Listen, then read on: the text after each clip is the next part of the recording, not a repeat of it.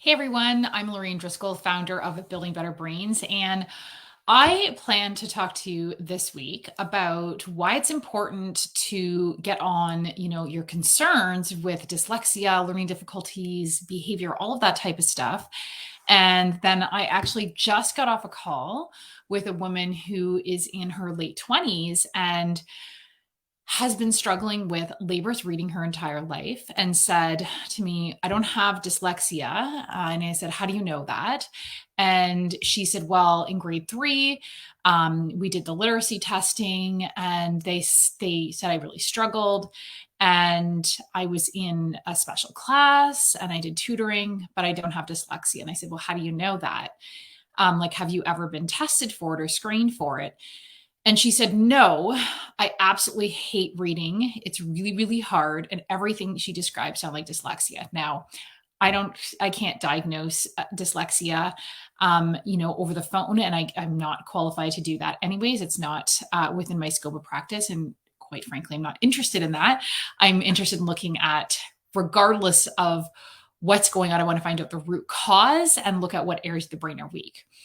But I wanted to share this story because it's so important to get on top of these things early. And what is so frustrating is that dyslexia is diagnosable with 95% accuracy at age 5.5. And that is what all of the research shows coming out of Harvard, decades of research. The leading researcher on dyslexia, internationally known physician, Dr. Sally Shawitz, confirms this multiple times with multiple different studies and so forth.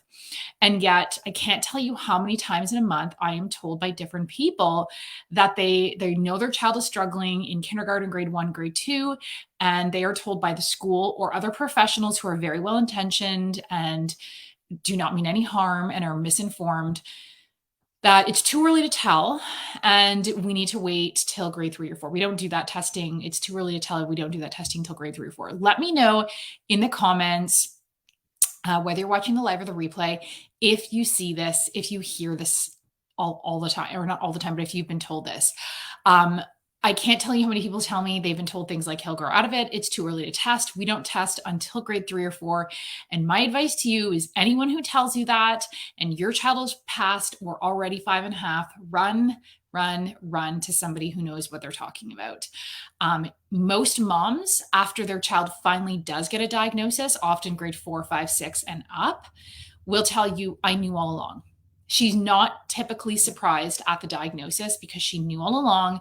And oftentimes she had to fight tooth and nail to get that diagnosis.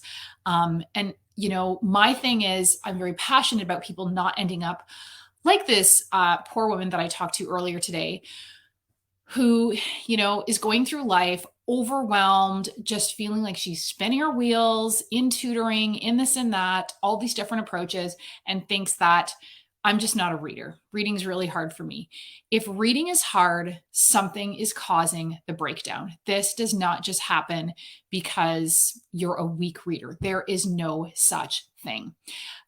So you want to get on top of this, and most moms know this, and that's why they start inquiring early, because they know it will impact their child's potential, right? Possibly if they start limiting themselves or can't do certain things. They know it's going to impact their self-worth. They know it can affect their motivation and relationship to school and learning.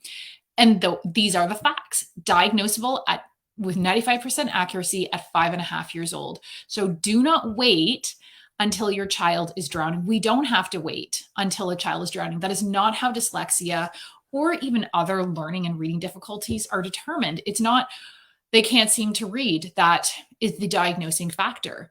Dyslexia, most learning difficulties are a whole body spectrum disorder. And we can tell what's going on by the different signs, which I'm going to talk about later on this week. I won't go into all of that right now. But if you're wondering, well, then why are they waiting? Why would they do this? It's not out of malice for the most part.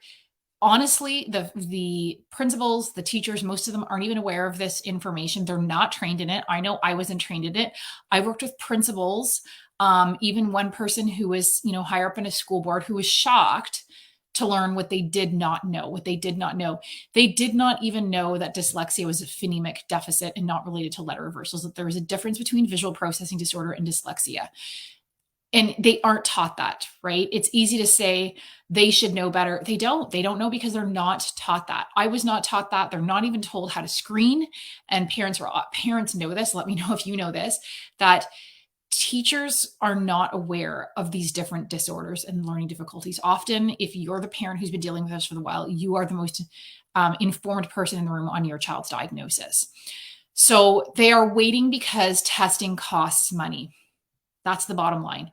Whether it's the school system, the medical system, all that type of stuff, resources are finite, testing costs money, and unfortunately, they will only test the people who are most in need. So that's where you have kids who should have gotten tested in grade 4 when, as according to the schools, like when they decide to do that. I mean, they should have been tested earlier, but the school is going through, okay, who do we need to test? And they're still not testing the kids who have mediocre learning difficulties. They're labeling them as C students and weak learners or readers. And those kids might finally get help in grades 7 and 8 or later, whenever it's very clear now there's like a ton of content that they can't get on top of. These kids are discouraged, they're unmotivated, they're overwhelmed, they're stressed, they have anxiety. Mom is like knocking down doors. What is going on? I want some answers. And finally they find out, oh, your child has mild dyslexia, or your child has moderate dyslexia, or a moderate learning difficulty.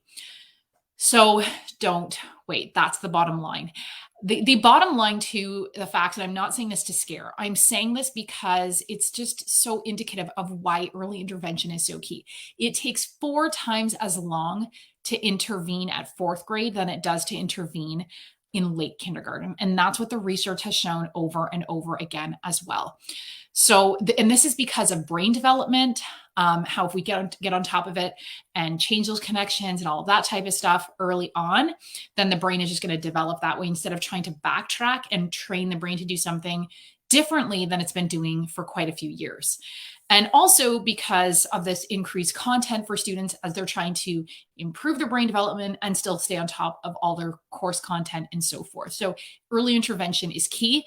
But I always want to leave you with saying that it is never too late. I've worked with people right into their 40s who have dyslexia, learning difficulties, dysgraphia, ADHD, all that type of stuff. And we've made significant gains to, people who are actually reading novels for fun. So never think that it's too late. Early intervention is key.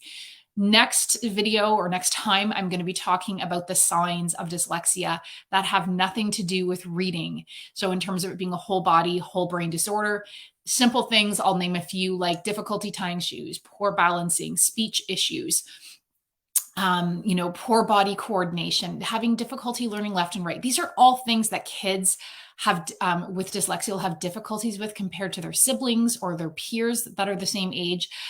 At a young age that gets missed, and we all hope he'll grow out of it, he'll pick up, she'll learn, and so forth. And if we can just do the change, do the interventions early, that would not be the problem. So in my program, we screen, we address all of this. Reach out, book a clarity call if that interests you. And if you haven't grabbed the Laser Focus Learner Starter Kit, it's free. I will put that link in the comments below, and you can start getting started with exercises and so forth that you can do at home.